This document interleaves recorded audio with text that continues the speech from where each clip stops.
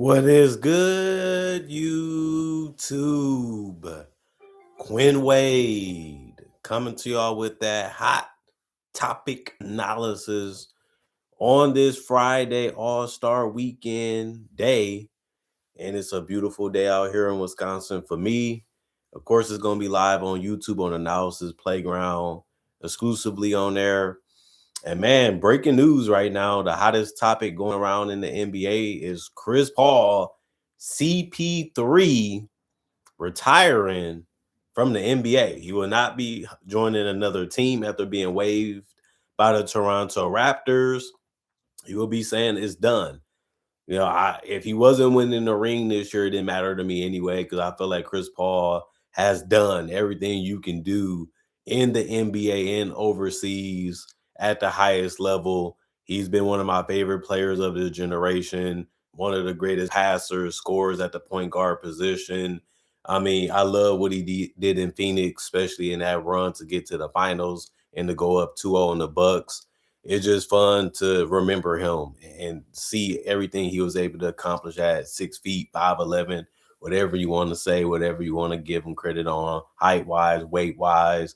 The man went out there and played hard on both ends of the basketball court and just went out there and dominated each and every night.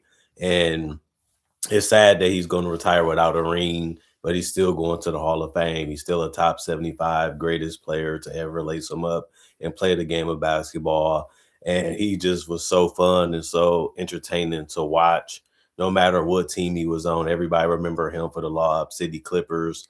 Obviously, he played for the Spurs and he played for the Hornets, and he ended up playing for so many teams down the line. And he also helped the Thunder make the playoffs with Shea, and he also was able to mentor and help him become a great player in the league too.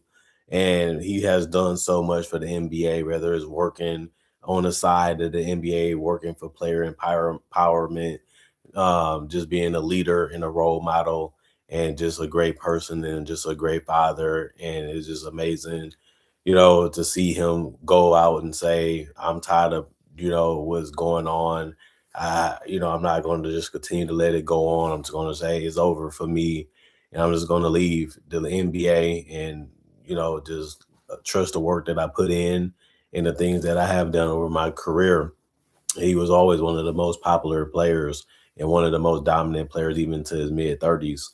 So he did, damage the league, a little bit because how he went out. People say it was his fault. People say it was the Clippers' fault. People say it was a little bit of both. And for him not to retire as a Clipper, sucks. But the last team he did play for before we retired is as a Clipper, even though he did get traded to the Raptors, and got waived. But he technically played his last games with the Clippers. So people looked at him as one of the greatest Clippers ever. People looked at him like this is a great thing to see. I was excited when he ended up signing with the Clippers as a free agent because I thought he could really help them and be a good piece for him. Obviously, it didn't go that way, and it ended early in the season. But at least he tried it, and at least he gave it that one last shot. And you never really know until you take it. You never really know until you play it out. And it ended up being, a little bit damaging to the NBA and a little damaging to his career.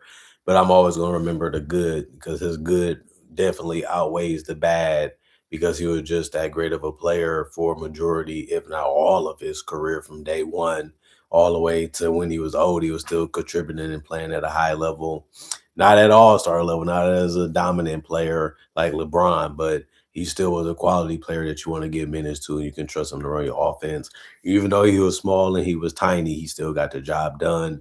And you have to love and respect him for that. And I'm always going to watch his footage. I'm always going to go back to his highlights as much as I can because he just was that good and just that entertaining to watch throughout every stop of his career.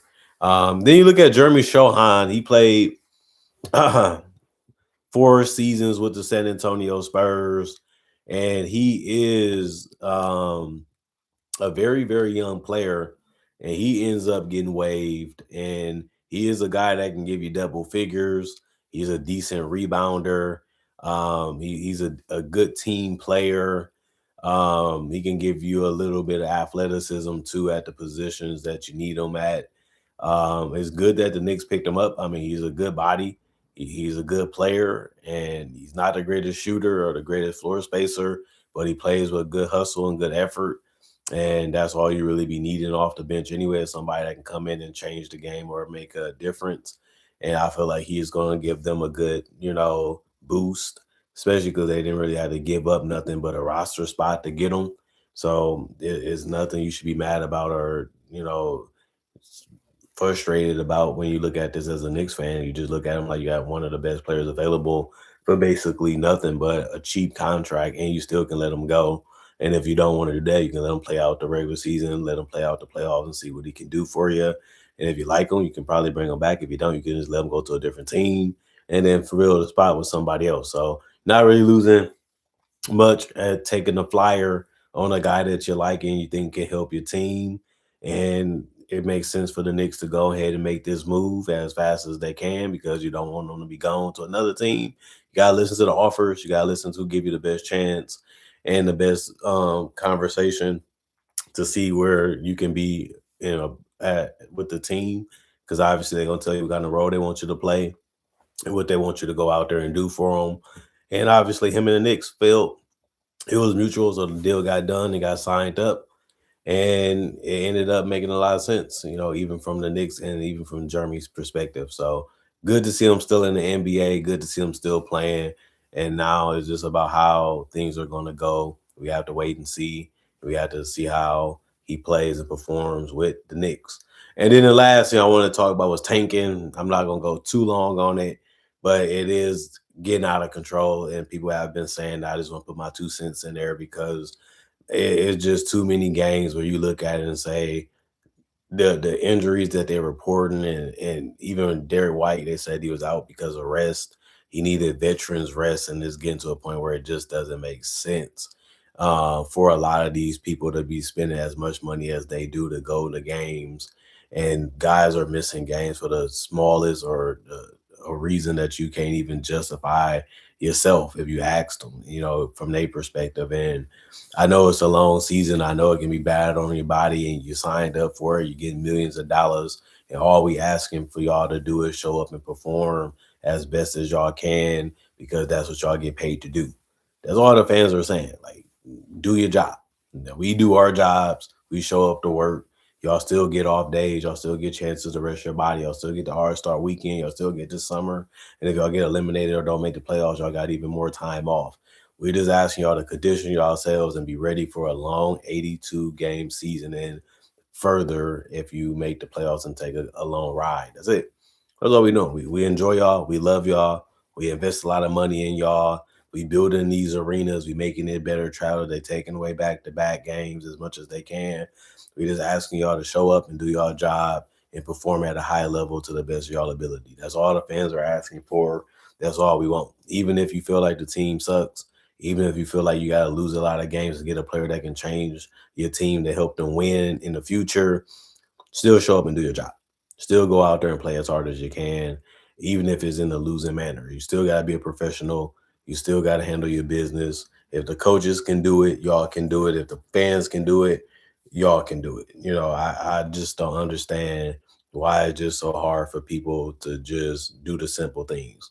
And that's all we have to do to get paid. That's all we have to do to survive. That's all we have to do to have healthy and good relationships. And guys just not able to do that, it just causes conflicts and problems because that's what you should be doing. That's what your contract is, and that's what the agreement is. And all you have to do is just keep it that way, and everything goes the way that it should. And you would think that that would be common sense, but some way, somehow, somebody always take an inch and it take a mile after that, and just turn things into bad sour apples and damaged grapes when they should be ripe and good if you're selling them. Just that simple, just that easy to break that down. But I hope they do fix the tanking problem. I want to go to a game throughout the entire year and see good basketball, and I want guys to be competing and playing as much as they can, even later in the season, even if it's early in the season. It should be no point of just trying to lose as much as you can. And just to get another player that you probably could have attracted just by playing better basketball. It's showing that you're a good coacher and a good team, and that can attract guys that want to be a part of it or want to go there. I know people say it's advantages to other places compared to where we are at, and people not in a rush to come play for us, and we have to draft them to have the security, and then it gives a chance to build around a guy that actually want to be here, even if it ain't that long. But when we looking at what's going on in the league, we're seeing so many superstars getting traded, so many franchise players get traded, from the 2000s all the way to now.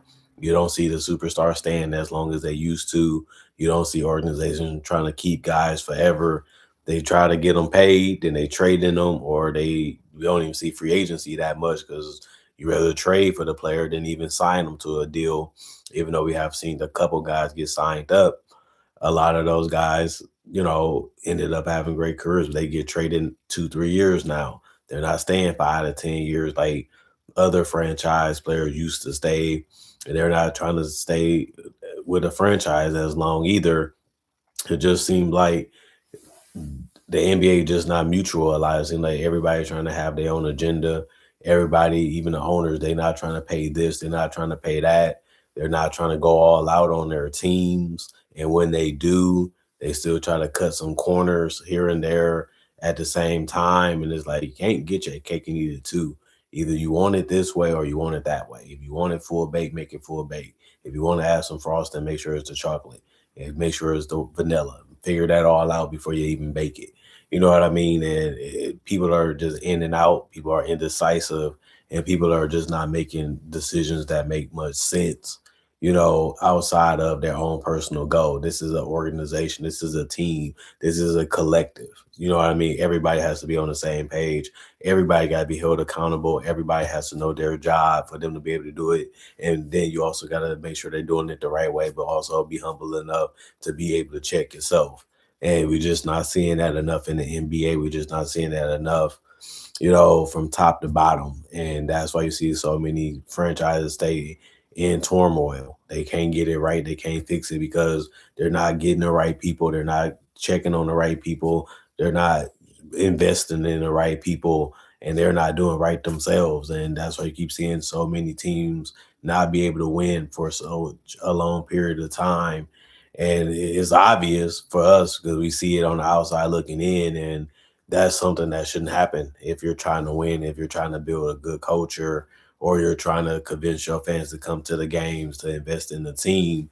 We see it, it's just sloppy, and it's just an ugly game right now.